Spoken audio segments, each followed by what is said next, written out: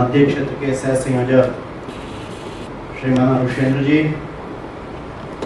हमारे निमंत्रण पर उपस्थित जन अभियान परिषद के श्री बीजी नायडू जी, हमारे वाइस चांसलर प्रोफेसर जयंत शोरवलकर जी, डॉक्टर अनिल कोठारी जी, श्री अदिति कुमार त्रिपाठी जी, रजिस्ट्रार हैं जो सांची विश्वविद्यालय में, और उतने ही प्रतिष्ठित, बाकी सबके नाम नहीं ले रहा हूँ, हमारे राष्ट्रीय परिषद के भी सदस्य बैठे हैं और अन्य भी उतने ही प्रतिष्ठित, हम सब लोग अपने अपने क्षेत्र के तज्ञ लोग बैठे हैं। आज का जो प्रमुख रूप से विषय है, ये पेटेंट फ्री वैक्सीन का अभियान जो है, इसको क्यों स्वदेशी जागरण मंच ने चलाया हुआ है और विश्व की 787 करोड़ जनता को, विश्व की मानवता को उसकी कैसी तुरंत की आवश्यकता है और आगामी इस अभियान की दिशा क्या है, इसकी चर्चा करने के लिए आज हम सब लोग यहाँ उपस्थित हैं। इस संदर्भ में पहले थोड़ी सा जो कोरोना महामारी की कुछ चीजें आप लोगों को जानकारी में हैं, उनकी विवेचना कर लेते हैं, स्मरण कर लेते हैं। उस पृष्ठभूमि से फिर इस पेटेंट फ्री वैक्सीन अभियान, इसको समझने में थोड़ी आसानी हो। हम सब लोगों को ये जो कोरोना महामारी का सामना करना पड़ रहा है इस समय पर विश्व को, इसके पैरेलल, इसके समानांतर, इसके जैसी दूसरी बीमारी निकट में सीधे सीधे 100 वर्षों पश्चात ही आई है। प्रथम विश्व युद्ध जो 1914 से 1919 के बीच में हुआ, 1918 में अमेरिकी नौसैनिक जो विश्व में संपूर्ण जगह पर लड़ाइयों के लिए गए थे, वो वहां से कहीं से वो बीमारी लेकर आए, स्पेनिश फ्लू की। स्पेनिश फ्लू से ऐसा लगता है कई बार ये स्पेन का कोई फ्लू है क्या? नहीं, वास्तव में ये अमेरिका से अमेरिकन सैनिक लेकर आए थे और इसका इतना भयानक वो था, इस बीमारी का बिल्कुल इस जैसी थी जैसे ये छुआछूत की बीमारी थी। उस समय पर कोई वैक्सीन और साइंस डेवलप नहीं थी। हम लोग को मालूम हो, लगभग 5 करोड़ लोग दुनिया में उस समय पर स्पेनिश फ्लू से मारे गए, लगभग 2 वर्षों में। अमेरिका की नौसेना का 40% भूभाग ये वाइप आउट हो गया। अमेरिका के जितने सैनिक प्रथम विश्व युद्ध में मारे गए थे, उससे कहीं अधिक सैनिक स्पेनिश फ्लू के कारण मारे गए। यूरोप का 1/3 हिस्सा इसकी लपेट में आ गया। कैसा व्यापक वो था, उसमें इसकी कोई वैक्सीन नहीं थी। आज के विज्ञान को हम नतमस्तक हैं, निश्चित रूप से नतमस्तक। विश्व के वैज्ञानिकों ने 1 वर्ष से कम समय में इसकी वैक्सीन विकसित की। स्वदेशी जागरण मंच नहीं, संपूर्ण देश के, और संपूर्ण देश के संपूर्ण विश्व के लोग अपने इन मेडिकल क्षेत्र के वैज्ञानिकों के आगे नतमस्तक हैं कि उन्होंने 1 वर्ष के अंदर अंदर इस बार की ये वैक्सीन उपलब्ध करवा दी। जो 1918 में जो स्पेनिश फ्लू फैला था, उसकी वैक्सीन तो जाकर 1940 में विकसित हुई थी। 20 वर्ष लगे। स्पेनिश फ्लू का नाम इसलिए पड़ गया कि उस समय पर विश्व युद्ध के कारण से अमेरिका सहित यूरोप के सब देशों में समाचारों के ऊपर प्रतिबंध था। ये महामारी फैल रही, इसका भी कोई समाचार नहीं आ रहे थे। स्पेन उस समय पर उस विश्व युद्ध में कहीं पर भी भाग नहीं कर रहा था किसी तरफ भी, इसलिए वहां पर इंडिपेंडेंट रिपोर्टिंग हो रही थी। तो इसकी वाइड रिपोर्टिंग स्पेनिश मीडिया में हुई, इसलिए जनरली उसके नाम पर चल गया कि ये स्पेनिश फ्लू, स्पेन वाले बता रहे हैं तो इसलिए स्पेनिश फ्लू उसका नाम पड़ गया, क्योंकि कोई नाम था ही नहीं उस समय पर। 1970 के दशक में फिर WHO और WTO ने पारित किया किसी बीमारी का नाम उसके ज्योग्राफिकल इंडिकेशन पे नहीं रखा जाएगा, इसलिए ये वायरस वास्तव में चाइनीज वायरस है किंतु क्योंकि ज्योग्राफिकल इंडिकेशन पे नहीं रखना, उस देश का नाम पे नहीं रखना, इसलिए इसका कोरोना या कोविड बीमारी का पूरा नाम रखा। अन्यथा ये चाइनीज वायरस है, उस परिप्रेक्ष्य में देखा जाए स्पेनिश फ्लू है तो ये चाइनीज वायरस है। वैसे विश्व में इस प्रकार की बीमारियों का इतिहास पुराना है। 541 में सबसे पहले बुबनिक प्लेग फैला। उस बुबनिक प्लेग के अंदर भी लगभग 10 करोड़ लोग मारे गए थे। आधा यूरोप उसमें वाइप आउट हो गया था। दुनिया की 1/3 आबादी उस समय पर स्वाहा हो गई। 1342 में भी जो ब्लैक डेथ हुई, अमेरिका के ट्रेडर्स वो लेकर आए उस बीमारी को। बाद में जिस समय जहां उस डेक के ऊपर चढ़े लोग तो देखा कि ब्लैक सी से आए थे जो जहाज, उसके अंदर लोगों की बड़ी बुरी हालत है।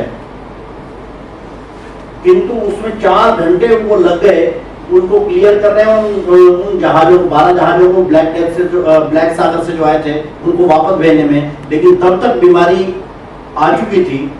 और ये जो दूसरी थी ब्लैक डेथ को बोलते हैं 1342 में आई, उसमें भी ऐसी बड़ी भारी मात्रा में विश्व भर में बर्बादी हुई। लेकिन संयोग कैसा है कि विश्व में जो पिछली 10 महामारियां फैली हैं, लास्ट मार्च मानते हैं, उस महामारी तक, जिसमें टीबी को भी मानते हैं, एड्स को भी मानते हैं, छुआछूत के कारण से फैली, लगातार फैलती है। 10 में से 5 का ओरिजिन चीन की मेनलैंड से या चीन के संबंधित भूमि से हो रहा है। अब इसको दुर्योग कहें, संयोग कहें या जो भी कहें, वर्तमान का जो वायरस पैदा हुआ है, संपूर्ण दुनिया में इसके ऊपर अलग अलग प्रकार के शोध चल रहे हैं। अभी निष्कर्ष पर तो नहीं पहुंचे हैं, लेकिन दोनों तरफ के ही बराबर इसके ऊपर अभिमत आ रहे हैं। लेटेस्ट कल रात को भी एक स्टडी आई है कि चीन का जो सबसे बड़ा एक प्रांत है हुबई, उसकी राजधानी है वुहान, लगभग 1.25 करोड़ के सिटी है, जैसे हमारा क्या नाम है अपना ये दिल्ली है या ऐसा। उस वुहान में इंटरनेशनल लैब है, वुहान लैब है, वुहान वायरोलॉजी लैब। उस लैब के ऊपर ही सब प्रकार का संदेह इजाफा आ रहा है, क्योंकि वुहान सिटी से ही हुआ है और वुहान वो इंटरनेशनल लेवल की वो लैब है। और सब प्रकार के प्रमाण इंक्लूडिंग पूना के हमारे पति पत्नी, उनकी स्टडी सही, अमेरिका के जनरल लॉन्सेंट तक की स्टडी ये इंडिकेट कर रही है कि ये जो वायरस है ये नेचुरल वायरस नहीं है। चाइना ने एक थ्योरी चलाई है कि चमगादड़ों में से निकला है, बाकी निकला है, ऐसा ऐसा है, वहाँ की जो मीट मार्केट है उसमें से शुरुआत हुई है, वो केवल है। उसका तो इतना, बल्कि ये भी कहना है चीन का कि हमने सबसे पहले रिपोर्टिंग की है, अन्यथा चीन से ही ओरिजिन हुआ है ऐसा नहीं है। तो ये वायरस तो यूरोप से आया है, ऐसा उसका ऑफिशियल स्टैंड ही है। जो भी हो, लेकिन कुल मिलाकर सारी दुनिया में इस बात पर तो सहमति है कि भी ये वुहान शहर से प्रारंभ हुआ है। अब वो चाइना का वो वार गेम था, बायोलॉजिकल वार का हिस्सा था, एक्सीडेंटल निकला या नेचुरल है, अभी देखना बाकी है। लेकिन चीन के वुहान से हुआ, ये सब लोगों को मालूम। विश्व भर में इतनी तेजी से फैलने का कारण क्या है? तो उस समय पर 1918 में, उसके पश्चात से ये इतनी बड़ी महामारी आई। इस समय पर दुनिया जो सबसे अधिक इंडस्ट्रियलाइज्ड है और सबसे अधिक कनेक्टेड है, इसलिए आप देखेंगे कि इसका प्रभाव वुहान से लेकर मिलान तक सारी दुनिया में कहां हुआ है। पहले प्रभाव कॉन्सेंट्रेटेड, जो सिटी और जो स्टेट सबसे अधिक इंडस्ट्रियलाइज्ड थे और सबसे अधिक क्राउडेड थे। भारत में भी आप देखेंगे महाराष्ट्र का ग्राफ सबसे अधिक जा रहा है, तमिलनाडु का ग्राफ सबसे अधिक जा रहा है, क्योंकि भारत की तमिलनाडु और महाराष्ट्र ये दो सर्वाधिक इंडस्ट्रियलाइज्ड स्टेट्स हैं। जो स्टेट जितनी कम इंडस्ट्रियलाइज्ड है, और ये भारत का पैटर्न नहीं है, विश्व भर का इस वायरस का पैटर्न है। जो सिटी, जो स्टेट जितनी अधिक इंडस्ट्रियलाइज्ड, जितनी अधिक क्राउडेड, उतना अधिक वहां पर वायरस का फैलना होगा। इसमें एक्सेप्शन केवल चीन है, क्योंकि चीन का इंडस्ट्रियलाइजेशन इस समय सबसे अधिक है, लेकिन चीन की कैजुअलिटी तो केवल 5,000 शो कर रहा हूं। चीन का वो जो है वो तो 1 लाख से कुछ ऊपर केवल बता रहा है। इसलिए क्योंकि चीन ने इसको रहस्यमय तरीके से रखा है, उसके फिगर्स में कोई दुनिया में विश्वास नहीं कर रहा। इवन उसकी वैक्सीन के जो फिगर्स आ रही हैं उसको भी कोट नहीं कर रहे हैं। अभी वो बता रहे हैं कि उनके तो यहाँ पर 100 करोड़ से ऊपर का वैक्सीनेशन हो गया, लेकिन कोई दुनिया में विश्वास नहीं करता, क्योंकि उनके फिगर जो है कैसी मैनिपुलेटेड रहती है, ट्रांसपेरेंट तो बिल्कुल रहती नहीं। लेकिन 2019 के नवंबर में ये पहली बार इसका रिपोर्ट हुआ। हालांकि चाइना का जो ली बियांग नाम का जो डॉक्टर था जिसने सबसे पहले रिपोर्ट किया, उसके खिलाफ एफआईआर कर दी गई। यानी देखिए चीन का हिसाब तो कैसा है। उसने सबसे पहले बताया कि ये नए प्रकार का वायरस है जो कि क्या नाम है इससे फैल रहा है, छूने से फैल रहा है, इसको इस ड्रेस में नहीं लेना चाहिए। अपने साथियों को कहा, ऊपर तक उसकी नहीं सुनी तो उसने ऊपर तक बातचीत कर ली और उसके खिलाफ एफआईआर डाली। बाद में उसकी भी क्या नाम है 1.5 महीने बाद उसी में मृत्यु हो गई, वो अलग बात। वहां से चीन से ये फैला तो यूरोप और अमेरिका, फिर भारत, और कहते कहते कैसा दुनिया में हुआ है कि हम सब लोगों को मालूम है। इस समय पर 17 करोड़ से अधिक, अगर मेरा लेटेस्ट फिगर शायद 18 के आसपास पहुंच गई हो तो मैं कह नहीं सकता, लेकिन 17.5 करोड़ पार कर गई थी ये लेटेस्ट फिगर। इस समय सारी दुनिया में संक्रमित हुए 37 लाख से अधिक इस समय पर सारी दुनिया के अंदर मौतें हो चुकी। भारत में भी इस समय पर 3 लाख मौत का आंकड़ा पार कर गया है 3 दिन पहले। विश्व भर में इस कोरोना महामारी का ऐसा कहर वर्तमान के किसी ने अपेक्षा नहीं की थी, किसी को कल्पना भी नहीं की ऐसा जाने वाला। और बड़ी बात है, इतना एडवांस मेडिकल सिस्टम वगैरह हो गया, इसको तुरंत कोई रोका जा सकता है, इसका मार किसी के पास।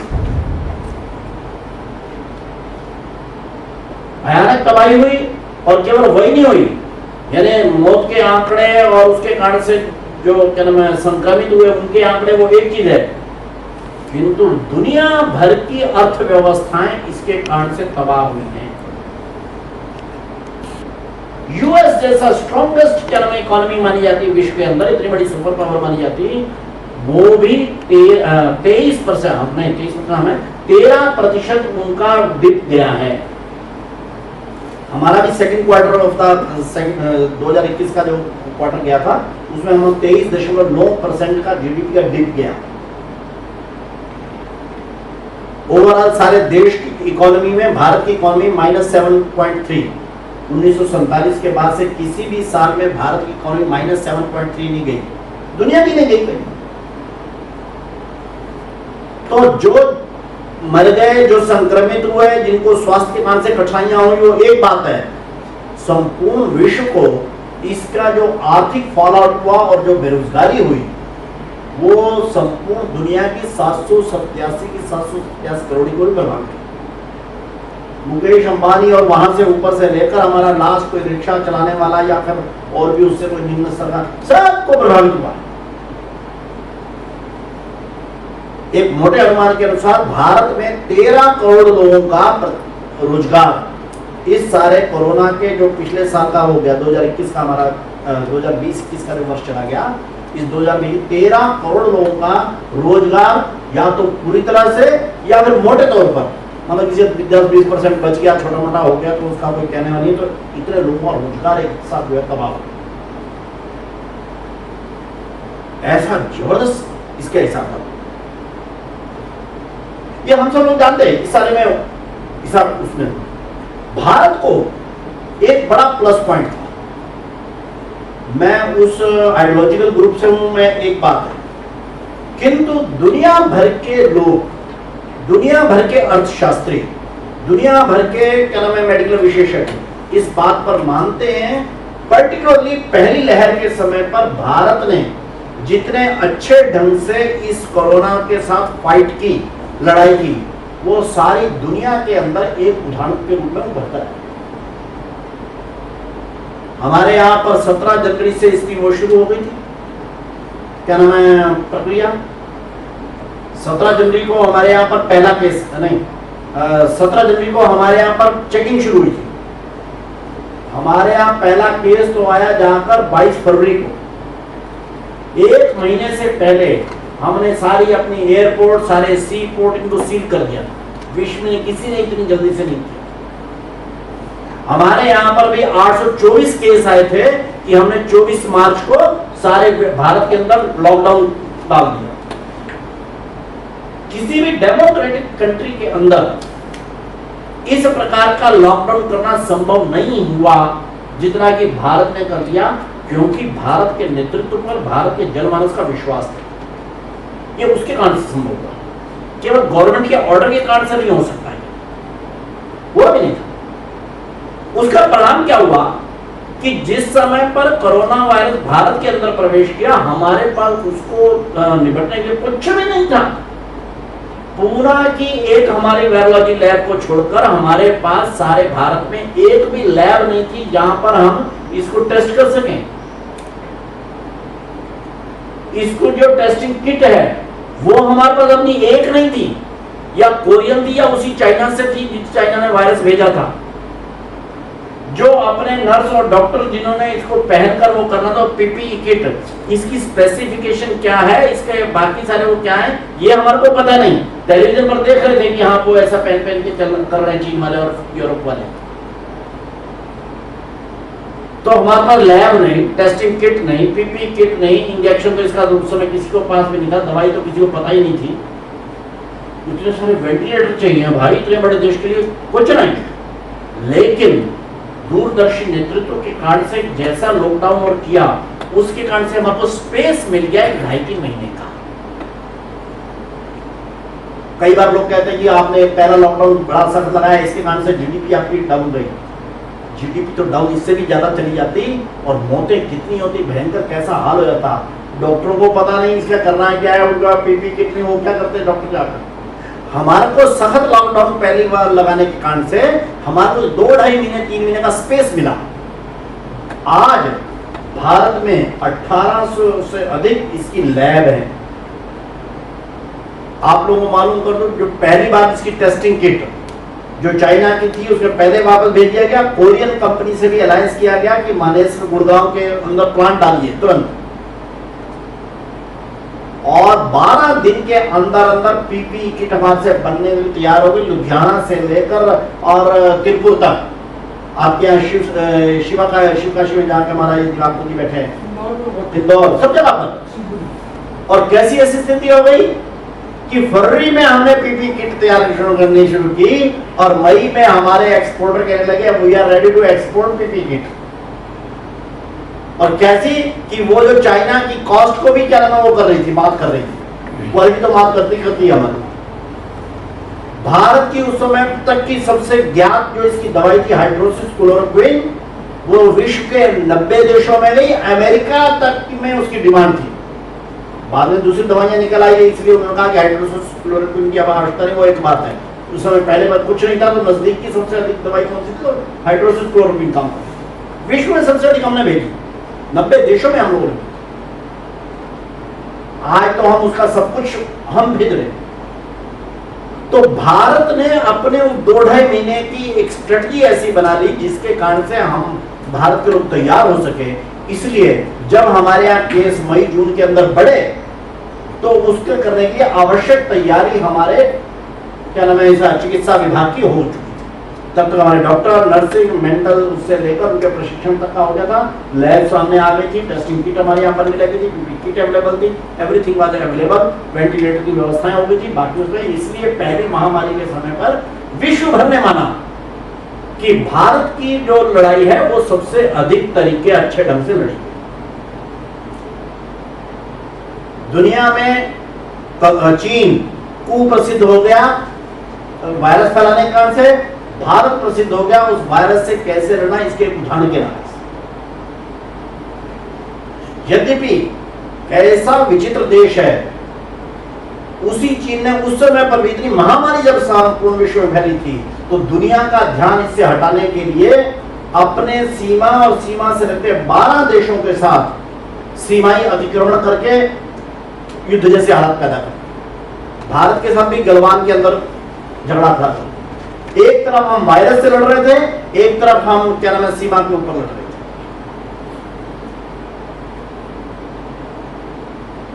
और तीसरी तरफ भी है, कहने में हमारे यहाँ पर एक दिक्कत है लोकतंत्र होने का, एक छोटे बल्कि विचित्रता भी। उस समय पर हम एक तीसरा अपने घर के अंदर भी लड़ रहे थे, किसानों का रजिस्ट्रेशन चढ़ के वो बैठे। ऐसी लोकतांत्रिक है, लोग कहते हैं चीन ने लड़, चीन के यहाँ तो लोकतंत्र है नहीं, तो वहां कैसे लड़ना? जापान के अंदर नेशनलिज्म और नेशनल कैरेक्टर इतना स्ट्रांग है कि वो लड़ सकता है। भारत में हर किसी को हर कुछ कहने का अधिकार। ऐसी स्थिति में भी देश को इतनी बड़ी महामारी में से निकाल कर ले जाना एक बहुत बड़ा काम। इस परिस्थिति में से अभी आए जब, तो भारत ने कैसा मूव किया है? अक्टूबर 2020 में ही भारत सरकार ने WTO के अंदर एक मूव किया था। उस समय पर मैं बता दूं, उस समय पर इसकी वैक्सीन अभी नहीं आई थी। इसकी वैक्सीन दिसंबर में आई। सबसे पहले इंग्लैंड में अप्रूवल दिया, इमरजेंसी अप्रूवल दिया 16 दिसंबर को वैक्सीन की। एस्ट्राजेनिका को क्या नाम है अप्रूवल दिया, इसकी एस्ट्राजेनिका को दिया और फाइजर को दिया, क्या नाम है उसमें। लेकिन अक्टूबर में चर्चा आ गई थी कि वैक्सीन जो है अगले 2 या 3 महीने में विकसित होकर आ जाएगी। भारत ने इस बात को भांपते हुए कि विश्व की 787 करोड़ जनता को अगर पूरी तरह से पेटेंट वो कराना है तो ये पेटेंट का कानून उनके आड़े आएगा, इसकी प्रोडक्शन उससे लिमिटेड हो जाएगी। उसकी लिमिटेडलेस करने के लिए अक्टूबर में ही WTO में मूव किया था, आपको बता, लोगों को मालूम नहीं। और दिसंबर में आने के पश्चात यूरोप और अमेरिका के एनजीओ भी इस बात के लिए खड़े हो गए कि हाँ, वास्तव में पेटेंट जो है वो मुक्त होने ही चाहिए। ये वैक्सीन जो अन्ना मैरियट है, ऑक्सफोर्म की क्या नाम है वो चेयरमैन, शायद सेक्रेटरी जनरल, इसके पीछे ही सबसे पीछे दिया, उसने कहा nobody is safe until all are safe. ये समझ लीजिए, अगर अमेरिका के लोग, यूरोप के लोग या चाइना के लोग ये सोचते हो कि हम सुरक्षित हो जाएंगे, हम अपने यहाँ वैक्सीन तो लगा देंगे, बाकी दुनिया जाए, विकासशील देशों की गरीब जनता जाए भाड़ में, तो nobody is safe until all are safe. क्यों? ये वायरस कहीं से भी फैलेगा, आपने नहीं लगने दी। आपने कहा हम तो पेटेंट रखेंगे, अपने वैक्सीन लगाएंगे, उनको उस दाम पर देंगे, ठीक है, तो वायरस तो आएगा, वायरस से तो आपकी पेटेंट नहीं देखना है, क्या करेंगे आप? तो इसलिए अन्ना मैरिट का वो वाक्य सारी दुनिया में प्रसिद्ध हो गया, nobody is safe until all are safe. और WHO के क्या नाम है टेड्रोस घेब्रेयेसस ने कहा कि यदि इसको पेटेंट फ्री करने का अब समय नहीं है तो कौन सा समय आने वाला है फिर पेटेंट को फ्री करने का? जनवरी मास में ही और नोबेल पुरस्कार मोहम्मद यूनुस ये एक्टिव हुए और भारत ने दुनिया के 200 नोबेल पुरस्कार विजेता, नोबेल लॉरेट और एक्स स्टेट हेड्स, उन्होंने एक पिटीशन मूव की कि सारे विश्व को वैक्सीन की जल्दी से जल्दी उपलब्धता के लिए इसको पेटेंट फ्री किया जाए। नहीं समझता कि अपने में से ऐसे कौन से पेटेंट का वो समझते होंगे, नहीं समझते होंगे, लेकिन तो भी मुझे एक ने कहा कि सर आप बोलते रहते हो पेटेंट, पेटेंट क्या है, इसको फ्री करना क्या है इसको दवाई? तो हो सकता है अपने में से कोई एक आधा कोई ऐसा हो कि पेटेंट, तो वास्तव में देखा जाए तो पेटेंट कराना ये कोई बुरी चीज नहीं है। और ये पेटेंट कोई आज से नहीं है, पेटेंट 1674 में से शुरू हो गया था, इंग्लैंड में शुरू किया था, लेकिन हो गया था क्या नाम है ये पेटेंट का प्रक्रिया शुरू। पेटेंट क्या है? यानी आपने कोई चीज विकसित की, आपने कोई चीज इन्वेंट की, आपने इन्वेंट की तो आपने इसके ऊपर दिमाग लगाया, आपने उसके ऊपर पैसा भी खर्चा होगा, आपने खर्चा करने वाले जो इन्वेंटर्स हैं, जो स्कॉलर्स हैं, जो रिसर्चर हैं, उनको भी क्या नाम है कुछ दिया होगा, तो इसलिए आपका करोड़ 2 करोड़ जितना भी जो जैसी रिसर्च में उसके ऊपर खर्च हुआ। तो स्वाभाविक है आपने जो रिसर्च प्रोडक्ट की और उस रिसर्च प्रोडक्ट को आप बाजार में लाए, लेकिन बाजार में लाते ही आप किसी ने कॉपी कर ली तो उसने क्या नाम है वैसा वैसा प्रोडक्ट बना दिया। आपने तो उस पर मानो 10 करोड़ रुपया खर्च करके क्या नाम किया था, उसने उसको कॉपी करने के लिए 5-7 लाख रुपया खर्च करके और प्रोडक्ट बेच के और करना शुरू कर दिया। तो आपने कह रहा है भाई मैं क्या हुआ, मेरा 10 करोड़ में तो नुकसान हो गया, अगली बार आप करेंगे नहीं। तो आपको इंसेंटिवाइज करने के लिए पेटेंट की व्यवस्था विश्व में आई। हालांकि ये भारतीय दृष्टिकोण इसके बारे में नहीं है, लेकिन ये भी है कि इसके प्रथम भुक्तभोगियों में हम भी हैं। फॉर एग्जाम्पल जगदीश बसु ने वायरलेस का आविष्कार किया, एवरीबॉडी नोस। लेकिन जगदीश बसु ने वायरलेस का आविष्कार कराने के बाद भी उसका पेटेंट नहीं कराया था, इसलिए इटली के मार्कोनी ने उसकी कॉपी करके उसको वो करके अपने नाम से छुपा दी। इसलिए दुनिया आज तक जानती रही है कि वायरलेस का आविष्कार मार्कोनी ने किया, जबकि वायरलेस का आविष्कार जगदीश बसु का आविष्कार। लेटेस्ट स्टडी में अब दुनिया ने मान लिया है कि हाँ वो ओरिजिनल आविष्कार वो जगदीश बसु का था, वो अलग बात है। लेकिन आज तक दुनिया में यही पढ़ाते आया है कि वैक्सीन जो ये है वायरलेस का आविष्कार मार्कोनी ने किया। तो पेटेंट की व्यवस्था इतनी बुरी नहीं, किंतु आपकी कमाई की सीमा होनी चाहिए ना। आपने आविष्कार किया, ओके, लेकिन आविष्कार करने के पश्चात आप पेटेंट करते हैं, और पेटेंट भी ऐसा करते हैं कि वैसा आविष्कार कोई दूसरा कर ही ना सके। आप मूल भावना कि उसके ऊपर आपने जो इन्वेंट किया, उसके ऊपर जो इन्वेस्ट किया, उसका कुछ आपको प्रतिसाद मिलना चाहिए, उससे कहीं आगे निकल के दूसरे छोर पर पहुंच गए। जानते हैं कैसे, क्या स्थिति है? लोगों को पेटेंट के कारण से क्या वो है, लोग पेटेंट फ्री की वो बात कर रहे हैं। नहीं, भारत में हमारी कोवैक्सीन अपनी है, 100% ICMR का उसका रिसर्च है, भारत बायोटेक का प्रोडक्शन है। इधर एस्ट्राजेनिका का जो क्या नाम फार्मूला ऑक्सफोर्ड से आया है, एस्ट्राजेनिका में से आया है, लेकिन टोटल प्रोडक्शन की कैपेसिटी कोविशील्ड की सीरम इंस्टीट्यूट के पास है। किंतु हम अपना प्रोडक्शन 100% ICMR का वो हमारा वो हम अपना प्रोडक्शन नहीं कर पा रहे। क्यों? यूरोपियन कंपनियों ने, चाइनीज कंपनियों ने, अमेरिकन कंपनियों ने केवल प्रोसेस और प्रोडक्ट का पेटेंट नहीं कराया, टेक्नोलॉजी का पेटेंट कराया है। और टेक्नोलॉजी पेटेंट से आगे रॉ मटेरियल का भी पेटेंट कराया हुआ है। वैक्सीन की वैल्यू चेन के ऊपर 18 पेटेंट है। एक वैक्सीन तैयार करने में 900 एलिमेंट लगता है।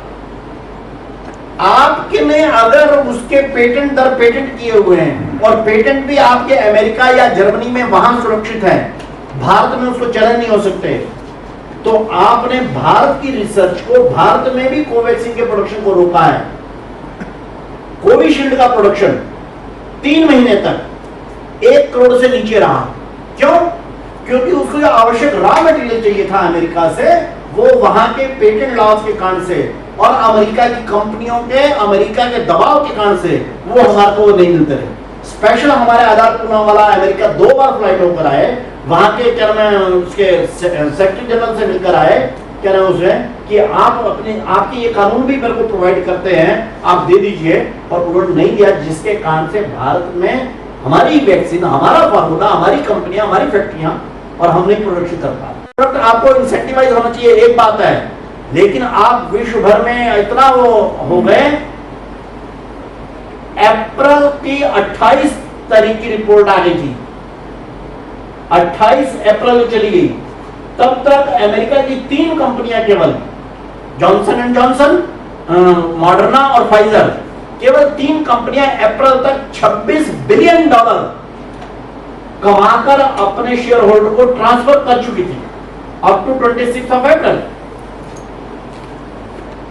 जबकि उनकी इन्वेस्टमेंट 6 बिलियन डॉलर से ऊपर की नहीं हुई थी, टोटल मिलाकर चारों कंपनियों की समेत। अमेरिकन गवर्नमेंट ने जो उनको फंडिंग की, वो यानी कंपनियों की अपनी नहीं, कंपनियों ने अपनी भी की, अमेरिकन गवर्नमेंट ने भी की, एडवांस में उनको पैसा दिया कि आप तुरंत वो करके हमारे को दीजिए। Total America government, American company, इन सब की मिलाकर 6 बिलियन की इन्वेस्टमेंट, और अप्रैल तक आप $26 बिलियन आप अपने को ट्रांसफर कर सकते हैं, आप दे देते हैं। इवन देन हम कह रहे हैं, दुनिया के लोग कह रहे हैं कि आप अपना वो करिए, हम आपकी रॉयल्टी रखते हैं, फिर भी 5% रॉयल्टी, 10% रॉयल्टी, 12% रॉयल्टी, हम रॉयल्टी रख देते हैं। आप इसको पेटेंट फ्री कर दिया, हम आपकी कहीं पर भी पैदा होगी, भारत में होगी, कहीं होगी, लेकिन आपको रॉयल्टी आती रहेगी। Even then you are not ready. ये तो नहीं हो सकता भाई, ये तो गलत बात है।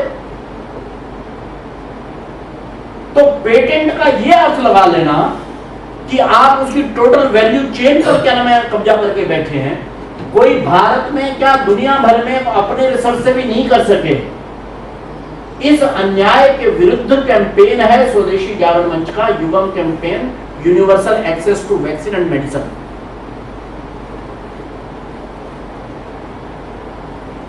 भारत नहीं, विश्व भर में यह कैंपेन चल रहा है अलग अलग नामों से। यूरोप में हमने तो 15 लाख लोगों की पिटीशन साइन की है, उन्होंने 20 लाख लोगों की पिटीशन साइन की। उन्होंने 200 नोबेल लॉरेट और बाकी सबको कराए हैं। हमारे वाइस चांसलर वाला तो 135 ने अभी साइन किए थे। मैंने अभी पूछा अपने उनको, सोमनाथ सचदेवा जी और कुरुक्षेत्र यूनिवर्सिटी की जो क्या नाम है इसको लीड कर रहे हैं, मैंने कहा लेटेस्ट फिगर क्या आई है।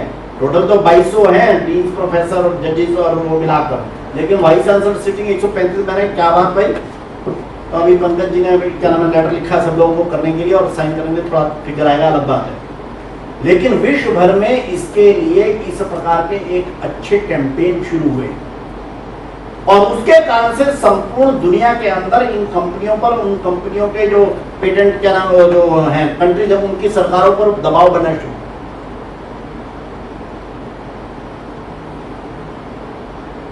भारत में, और आप लोगों को जानकारी होगी कि अच्छी बात यह है कि विश्व के केवल 5 देशों ने वैक्सीन विकसित की, उनमें भारत भी है। और हम ये तो नहीं कहते कि 5 में से भी सबसे अधिक है, कम से कम एस्ट्राजेनेका से तो हम बेटर है, उसके रिजल्ट बेटर आ रहे हैं हमारे पास। यानी अगर कहना हो तो हम तीसरे नंबर पर हैं हम 5 में भी। और इन 5 देशों की लगभग 15 कंपनियों ने अलग अलग प्रकार से, किसी ने mRNA टेक्नोलॉजी से, किसी ने क्या नाम है उसके डेड वायरस में से, किसी ने अलग अलग तरीके से, किसी ने ट्रेडिशनल रूट से, अलग अलग रूट से क्या नाम उन्होंने विकसित की है। अमेरिका ने विकसित की है, चाइना ने विकसित की है, रशिया ने विकसित की है, जर्मनी और इंग्लैंड की तो एस्ट्राजेनेका कोलैबोरेशन में है, और भारत। इन 5 देशों ने विकसित की है। और भारत के पास वैसे आप लोगों को बताऊं कैपेसिटी कैसी है, वैक्सीन प्रोडक्शन की 62% कैपेसिटी भारत के अंदर है। We are the leader in vaccination, जरा ध्यान रखना। अगर हमारे को रॉ मटेरियल टाइम पर मिल गया होता तो आज जो फिगर 30 करोड़ की हम दे रहे हैं कि 30 करोड़ लोगों को वैक्सीन हुई है, ये अब तक हम 60 करोड़ तक ले जा चुके हैं। भारत के दृष्टिकोण में एक फर्क है और वेस्ट के दृष्टिकोण में फर्क है। वेस्ट का दृष्टिकोण क्या है, पश्चिम का दृष्टिकोण क्या है? वो कहते हैं विश्व एक बाजार है, लोग मर रहे हो तब भी आप बाजार में जाते हैं, आप केवल खरीद बेच करिए, व्यापार। भारत कहता है विश्व एक परिवार है। परिवार में अगर संकट आ जाए, मेरे बच्चे पर संकट आ गया, मेरे भाई पर आ गया, मेरी बहन पर आ गया, मेरे उस पर आ गया, मैं उसमें इससे मेरे को क्या मिलने वाला है, कल इसको ठीक करने नहीं, इसको ठीक करना पहला मेरा काम। मेरा चाचा था, वो कोई दूर का रिश्तेदार हो, गांव का पड़ोसी हो, तभी मैं ये सकता। भारत के दृष्टिकोण में और पश्चिम के दृष्टिकोण में फर्क की लड़ाई है universal access to vaccine and medicine. और इसीलिए न केवल भारत सरकार ने बल्कि सामाजिक संगठनों ने, उसमें स्वदेशी जागरण मंच ने लीड किया, संपूर्ण विश्व में इस अभियान को एक नाते से लिया, मानवता का अभियान। हमने जो अपना ये जो उसका वो बनाया, पोस्टर बनाया, एक अभियान मानवता के लिए। विश्व की 787 करोड़ जनता को वैक्सीन लगाने का नैतिक दायित्व ये भारत का है। इसलिए मैं दिल्ली में बैठता हूँ, केंद्र सरकार ने जो जिस दिन वो निकाला, मनसुख भाई मालविया ने हमारी प्रेजेंटेशन में बताया कि 250 करोड़ वैक्सीन का प्रोडक्शन का ये रूट है। मैंने उस दिन उनको क्या नाम है फोन करके बताया, मैं क्या मनसुख भाई जी 250 का आप रूट बता रहे हैं, तो आपके दिमाग में क्या है? भारत की 139 करोड़ जनता? नहीं, आपको 750 करोड़ वैक्सीन का प्रेजेंटेशन देना चाहिए। हमारे को 787 करोड़ जनता की चिंता करनी है, हमारे को केवल 138 करोड़ की चिंता नहीं करनी।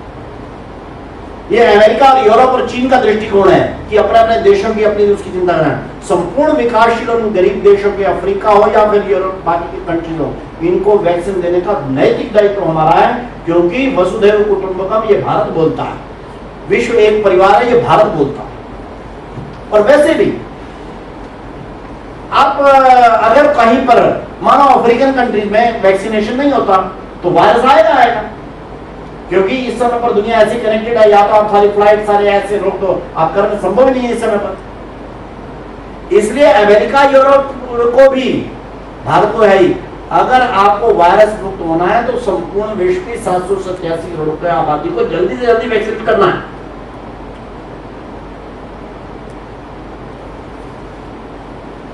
अगर ये जो 15 कंपनी है भारत में इस समय पर, जरा ध्यान करिए, 10 कंपनियां आईसीएमआर ने, भारत बायोटेक ने वॉलंटरी लाइसेंस का डिस्ट्रीब्यूशन कर दिया है, जिसमें 3 पब्लिक सेक्टर की कंपनियां हैं, बाकी क्या नाम है 7 प्राइवेट सेक्टर की कंपनियां हैं। इस समय पर भारत में 10 कंपनियां इसका प्रोडक्शन कर रही हैं।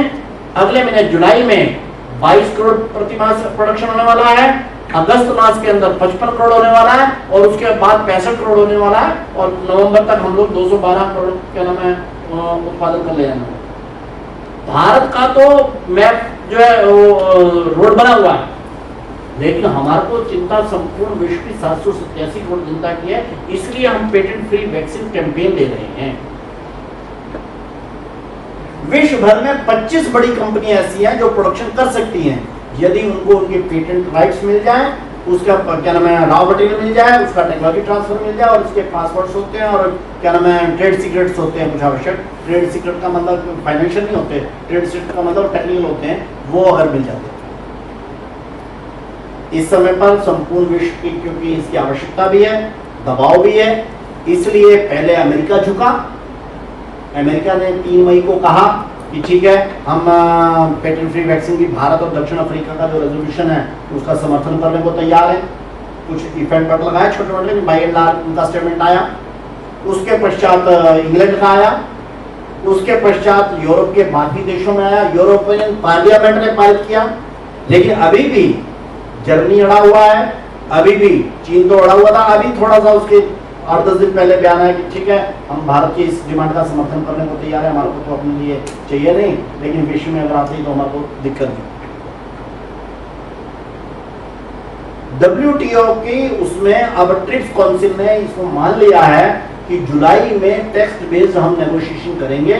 हालांकि यूरोपियन कंपनी यूरोपियन यूनियन ने एक अल्टरनेटिव प्रस्ताव दिया है। आज सवेरे मेरे को हमारे जो वाशिंगटन में नरेंद्र रुस्तगी जी प्रोफेसर हार्वर्ड यूनिवर्सिटी के, वो हमारी टीम को क्या नाम है इंटरनेशनल टीम का काम देख रहे हैं, उन्होंने मुझे 2 वहाँ के आर्टिकल भेजे हैं कि यूरोपियन यूनियन जो अल्टरनेट क्या नाम है विकल्प दिया है पेटेंट फ्री, भारत के पेटेंट फ्री के क्या नाम है मुकाबले में, वो डेविएट करने के लिए वो कहते हैं हम आपको जो बनी बनाई वो दे देंगे, वैक्सीन दे देंगे, लेकिन वो वास्तव में टैक्टिक लगा रहे हैं कि पेटेंट फ्री ना देनी पड़े, इसके लिए कुछ अड़ा हुआ देखेंगे।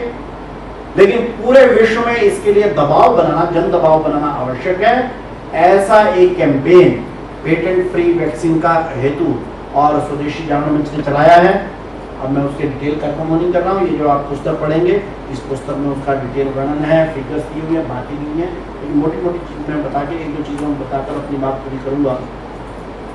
एक तो द्वितीय लहर के समय पर इंटरनेशनल लेवल पर भारत की इमेज के ऊपर बहुत खतरा मतलब खराब आया कि ऑक्सीजन का अरेंजमेंट नहीं कर पाए, हॉस्पिटल हमारे फ्लडेड हो गए थे, हमारे पास वेंटिलेटर कम पड़ गए, हमारे संख्या बहुत भारी मर गई, हमारे बहुत बड़ा नुकसान हुआ, और क्योंकि पॉलिटिकल लीडरशिप रैली कर रहे थे बंगाल में, बाकी सब ऐसा सारा विषय है। किंतु यहाँ हम सब लोगों को ध्यान में रहे, एक तो ये जो पहली लहर, दूसरी लहर, तीसरी लहर है, ये भारत में नहीं, वे विश्व भर में आ रही है। और भारत में नहीं, विश्व भर में इंग्लैंड का मेडिकल बिल जो है भारत से अगर उसका देखा जाए क्या नाम है in terms of population, Bharat से 122 गुना अधिक उसका वो है मेडिकल इंफ्रास्ट्रक्चर। अमेरिका का 300 गुना बड़ा स्ट्रक्चर माना जाता है। भारत में ये जो वेंटिलेटर की कमी, दवाइयों की कमी, ऑक्सीजन की कमी और रेमडेसिविर की कमी, ये मोटे तौर पर माना जाता है 2 वीक्स की प्रॉब्लम बनी रही।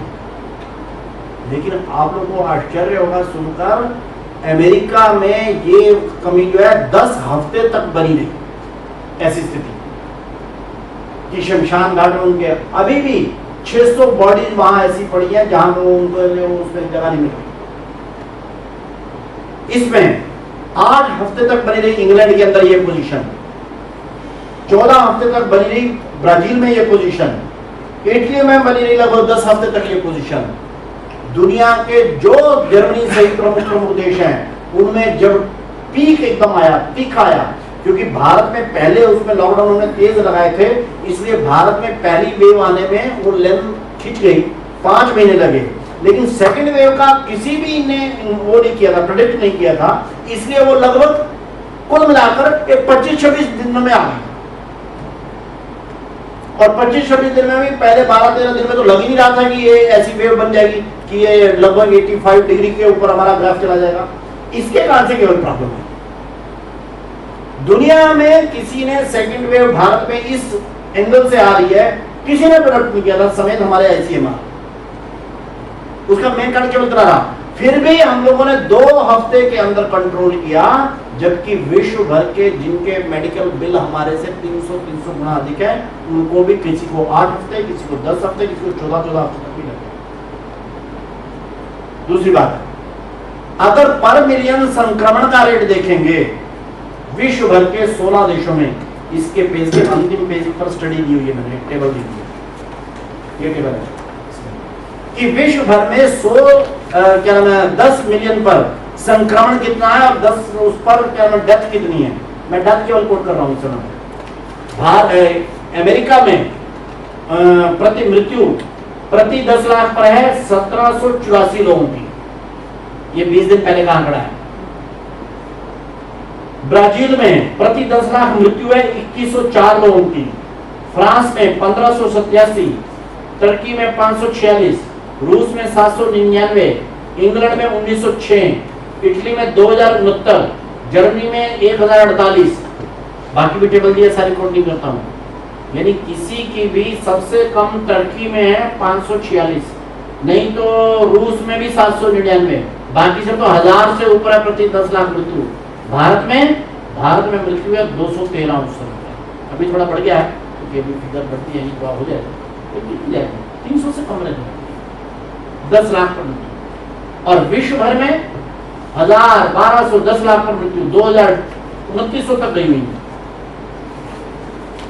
यानी कोरोना से महामारी में चाहे संक्रमण रेट हो प्रति 10 लाख, प्रति 10 लाख मृत्यु का आंकड़ा हो, देखेंगे तब भी सेकंड वेव की अचानक आने के बावजूद भी ऐसे तरीके से भारत ने और भारतीय समाज ने की। अंत में वैक्सीनेशन हम लोग देख रहे हैं, आप लोग तो बताइए, मध्य प्रदेश में खास विषय में सारे विश्व में उदाहरण प्रस्तुत किया है कि एक ही दिन के अंदर 17 लाख लोगों को वैक्सीन लगा एक स्टेट के द्वारा। अमेरिका ने जिस दिन अपने सबसे अधिक पीक पे गया उनका वैक्सीनेशन 33.3 लाख था, और भारत ने जिस दिन पीक पर गया तो 88 लाख पक्का है एक ही दिन में, और केवल एक ही दिन कर दिया। बाद में मैंने देखा टाइम्स ऑफ इंडिया और स्क्रॉल और वायर वाले ने रिपोर्टें दे रखी हैं कि मध्य प्रदेश ने इन्होंने पहले अपनी होर्डिंग कर रखी थी, इसलिए आप उनके पिछले 3 दिन का देखो तो 4000-6000 से बकवास की बातें कुछ मीडिया के एक सेक्शन में लिखी हुई है। लेकिन अब वो भी परेशान है, वो कह रहे थे भाई एक दिन आपने रिकॉर्ड बना लिया दिखाने के लिए सारी दुनिया को, अगले दिन आपका फिर बैठा। तो ध्यान में क्या आ रहा है कि इस समय पर 55 लाख 56 लाख, कल रात को भी 62 लाख, कल दिन जो है 62 लाख लोगों को वैक्सीनेट किया था। विश्व में सर्वाधिक अमेरिका ने रेट रखा 33 लाख का, हम आजकल प्रतिदिन का 56 लाख से लेकर 66 लाख का ला रहे हैं, एक दिन का पीक तो 88 लाख पर गया हुआ लगा। और जितनी हमारी बातचीत चल रही है और जितनी हमारे को अंदर खाता रिपोर्ट है वो ये है कि हम जुलाई के मिड के बाद 1 करोड़ प्रतिदिन वैक्सीन करने की तैयारी में। मैंने बताया कि रॉ मटेरियल और उसके साथ प्रोडक्शन वगैरह का प्रॉब्लम थी, अभी काफी सारा सॉल्व हुई है, लगातार एग्रेसिवली आप लोगों को जानकारी रहे। केवल उसके कारण नहीं, हमारे सुरक्षा सलाहकार तक जाकर वहां पर भिड़ते रहे, तब जाके रॉ मटेरियल और बाकी सब चीजें खुली हैं और हम अपना प्रोडक्शन ठीक लाइन पर ला पाए हैं। लेकिन कुल मिलाकर भारत को, हमको ऐसा लग रहा है कि अगस्त मास तक हम 1 करोड़ प्रतिदिन का वैक्सीनेशन का हिसाब कर देंगे। और मैं आपको व्यक्तिगत जानकारी के आधार पर बता रहा हूँ कि भारत की एडल्ट पॉपुलेशन को जो ग्राफ आया है दिसंबर तक का, दिसंबर नहीं, हम अक्टूबर अंत तक ही कर ले जाने वाले, 2 महीने पहले। और सारी रिसर्च वो कह रही है कि जहां पर भी 70% प्लस वैक्सीनेशन एडल्ट ग्रुप का हो गया, वहां इसकी कोरोना की चेन जो है ब्रेक हो जाती है। उसके बाद बीमार नहीं पड़ता, ऐसा नहीं है ना, लेकिन हॉस्पिटलाइजेशन और डेथ रेट जो है एकदम डाउन आ जाती है, जिसको एक बार भी इंजेक्शन लगाऊंगा, एक बार भी लगाऊंगा। इसलिए भारत जल्दी से जल्दी अपनी पॉपुलेशन को 18 प्लस वालों को 70%, 75% वैक्सीनेट करना चाहता है। कम से कम सिंगल डोज, डबल डोज लगने पर तो उसका और परसेंटेज इंप्रूव हो जाता। हमारे को क्या करना, ये यहां पर बैठे होंगे क्या करना, जरा ध्यान कराइए। काफी बार क्या होता है, हम सब लोगों को होता है कि 2 प्रकार का काम में से एक प्रकार का काम हम करते हैं कि ऐसा सुनते हैं, हाँ समझते हैं, लेकिन प्रत्यक्ष हमारे को भी भूमिका निभानी है, ऐसा कई बार नहीं होता ना, ऐसा। इस प्रकार की जो लड़ाई है ये संपूर्ण समाज को एकजुट होकर लड़नी है। सरकार को, समाज को, सामाजिक संगठनों को, धार्मिक संगठनों को, आर्थिक संगठनों को, जातीय बिरादरी संगठनों को, राजनीतिक संगठनों को। कोरोना वायरस इसमें फर्क नहीं करता कि आप कांग्रेस के हैं कि आप बीजेपी के, आप कौन सी पार्टी के, नो, आप किस बिरादरी के हैं, कि आप अमीर हैं कि आप गरीब हैं, नो, वो क्या कर रहा है। उसमें तो मंत्री भी जा रहे हैं, तो उसमें संतरी भी जा रहे हैं, डॉक्टर भी जा रहे हैं, और सब जा रहे हैं, कौन नहीं जा रहा। इसलिए इस युद्ध की में विजय की पहली आवश्यकता और पहली गारंटी है, अगर समाज, सरकार, सामाजिक संगठन, धार्मिक संगठन और आर्थिक संगठन और बाकी संगठन ये सब एकजुट होते हैं। तो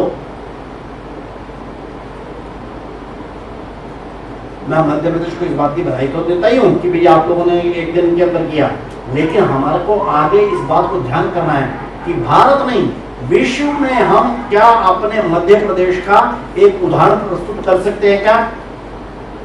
मेरे को आज हमारे प्रचारक, वरिष्ठ प्रचारक बैठे थे, वो मेरे को बता रहे थे कि इंदौर में 51% एडल्ट को वैक्सीनेशन हो गया है। ठीक है, हम तो कह रहे हैं 70-75% जहाँ हो जाए तो वहां पर इसका मतलब कोरोना अब कम से कम वो रहेगा काबू में। ये अलग बात है कि 18 से नीचे वाले में आ सकता है अभी, तो उसके लिए भी क्या तैयारी करनी, वो भी संगठन पूरी तरह से इस बार मुस्तैद है। सरकार तो मुस्तैद जो है सो है, संगठन भी इस बार पूरी तरह मुस्तैद है। सारे भारत में हमारी तैयारी वैसी होगी कि किसी भी प्रकार की वो कोई तीसरी लहर वहर में, पर्सनली मुझे नहीं लगता कि तीसरी लहर आएगी, क्योंकि वैक्सीनेशन भारत इतनी तेजी से हम कर रहे हैं, और भारत का जैसा हमारा इम्यूनिटी लेवल है, तो भगवान करेगा वैसे भी नहीं आनी चाहिए। लेकिन अगर छोटे मोटे कोई आनी है तो उसके लिए भी भारत ने वैसी तैयारी कर रखी है, और अगर ठीक ठाक चाहा तो जुलाई के एंडिंग में हमारा जो बच्चों के लिए भी वैक्सीनेशन जो है वो आ जाएगी। उधर से भी आ रही है, अमेरिकन वाला भी आ रहे हैं, लेकिन हमारे यहाँ पर भी आने की पूरी संभावना है। जुलाई एंडिंग तक आ जाएगी, तो अगस्त तक तो पक्का आ जाएगी हमारे दूसरी। तो टोटल आबादी का भी हम वैक्सीनेशन 70-75% कर देंगे। लेकिन हमारे को इनको जहां भी वैक्सीनेशन ड्राइव के प्रक्रियाएं चल रही हैं, उसमें हम सब लोगों को व्यक्तिगत स्तर पर भी, संगठन के स्तर पर भी, जिन सामाजिक धार्मिक संगठनों से जुड़े उन सब पर भी, हमारे डीसी साहब बैठे हैं, बाकी सब लोग बैठे हैं। हरियाणा में अभी डीसी साहब की वो हमारी वो जो बनी हुई है परिषद, उसमें मैं गया था, मैंने उन सब से निवेदन किया, मैं कि ये ऐसी महामारी है, इस समय पर हर एक यूनिवर्सिटी का कोर मैंडेट है कि आप अपना जो स्टूडेंट है उसके हर एक परिवार को तुरंत वैक्सीनेट करो, और अगर कोई थर्ड वेव या ऐसी आवश्यकता पड़ी तो हमारी सारी यूनिवर्सिटियां जो है और मेडिकल इंफ्रास्ट्रक्चर के साथ पैदल खड़ी होंगे, हाथ साथ मिला। हम ये नहीं कह सकते कि हाँ क्या भैया बचाना डॉक्टर की जिम्मेदारी, हमने तो टैक्स दे दिया, नो, ये नहीं होता। सामान्य परिस्थिति में वो चलता है। इसलिए मैंने बाकी उनको भी कहा, आज भी मेरी आपसे बात हो रही थी कि बाकी सब जगह पर हमारी यूनिवर्सिटी की जो all India association of Indian university है, उसके सेक्रेटरी जनरल है पंकज मित्तल, वो हमारी कोर टीम में है, उन्होंने सब उनको लेटर लिखा है। हम इस पेटेंट फ्री वैक्सीन उसके ऊपर वेबिनार्स करें, अधिक से अधिक जागृति लाएं। और दूसरी बात है, सामान्य व्यक्तियों को, कार्यकर्ताओं को वैक्सीनेशन ड्राइव में अपने मेडिकल स्टाफ और साथ में सहयोगी बने।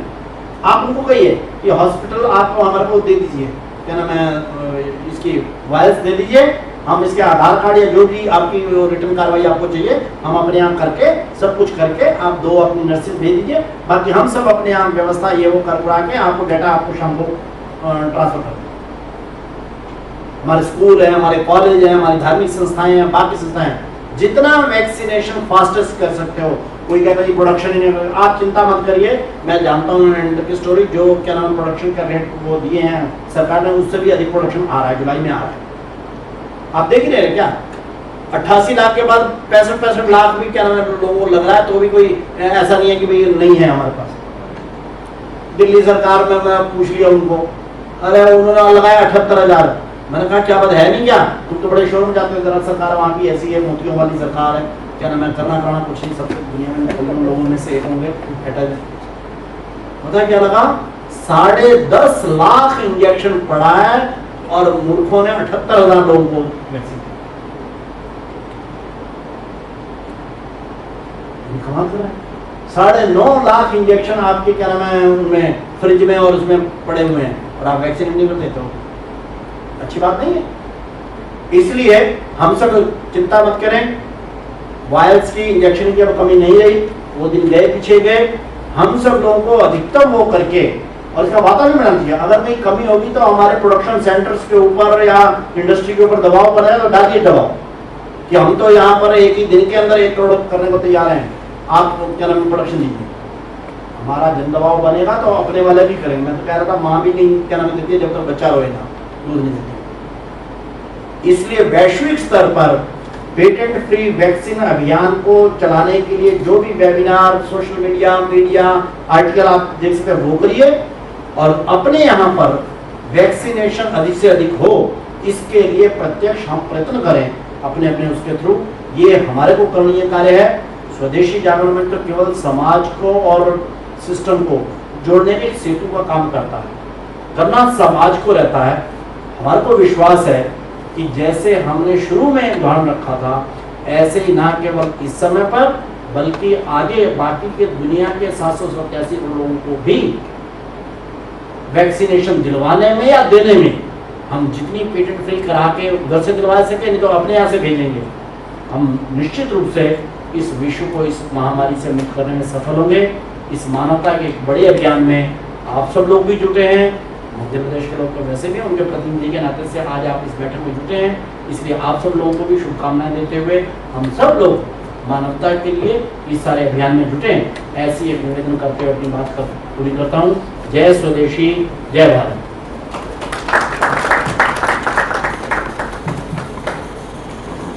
बहुत बहुत धन्यवाद भाई साहब। भाई साहब का उद्बोधन हम सबके लिए मार्गदर्शन रहा और ये जो कोविड की समस्या है, अब विश्व एक नई तरह की चुनौती का सामना कर रहा है। हम लोग भविष्य में देखने वाले हैं कि जो लड़ाइयाँ हैं अब वो बंदूकों से, तलवारों से नहीं लड़ी जानी है। हम एक बायो वेपन और केमिकल वेपन के दौर में आ गए हैं। इस लड़ाई में मुझे लगता है और हम सबको पूरा विश्वास है कि भारत पूरे विश्व में अगुवा साबित होगा। वो एक ऐसा परिपाटी स्थापित करेगा जिससे पूरा विश्व उसको, जो हम मानते रहे कि विश्व गुरु रहा है, और उसका एक बड़ा उदाहरण हमारे सामने हमारी सरकार ने अभी उदाहरण दिया भी है। आप सब देखें कि हमारा देश एक विकासशील देश है और उसकी जनसंख्या इतनी अधिक है। 125 करोड़ लोगों का वैक्सीनेशन फ्री ऑफ कॉस्ट करना और 80 करोड़ लोगों के लिए भोजन का प्रबंध करना, और वो भी तब जब हम विश्व से किसी भी तरह की आर्थिक मदद की उम्मीद नहीं कर रहे। ये एक मिसाल है कि किस तरह से ये लड़ाई हमारा देश लड़ेगा। इसमें सभी का सहयोग, सभी का कंट्रीब्यूशन रहने वाला है। उसमें सरकार हो, समाज हो, कोई भी संस्था हो, और स्वदेशी जागरण मंच का जो भूमिका इस पूरे अभियान में रहने वाली है वो हम निश्चय ही अपनी पूरी ताकत से, क्षमताओं के साथ करेंगे। आप सभी लोग का सहयोग हमें भविष्य में मिलता रहेगा इस आंदोलन में, और भविष्य में भी स्वदेशी जागरण मंच जिन मुद्दों को उठाएगा आप सबके सहयोग की अपेक्षा हम हमेशा करेंगे। आज के इस कार्यक्रम के लिए, इस विमर्श के लिए आप सब लोगों ने अपने बहुत ही बहुमूल्य समय में से समय हमें दिया। इसके लिए मैं स्वदेशी जागरण मंच की ओर से आप सभी का आभार प्रदर्शन करता हूँ। बहुत बहुत धन्यवाद।